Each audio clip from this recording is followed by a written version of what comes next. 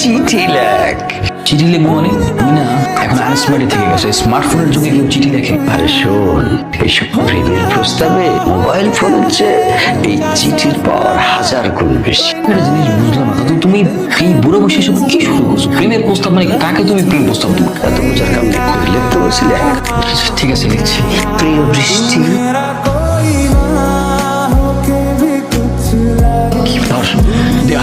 চিঠিটা কাকে দিতে হবে? আরে ওই যে লাল পোশাক পরা মেয়েটা আছে, ওকে দিবি। যা, তাহলে আমি ওই মেয়েটার কাছে গিয়ে চিঠিটা দিব আর বলবো চিঠিটা তোমার দাদির জন্য, তাই তো? দাদি কি রে? দাদি কি? তো দাদার বয়স এত বেশি হয়ে গেছে, ওর দাদিকে লাগবে? ওই মেয়ে আমার ক্রাশ।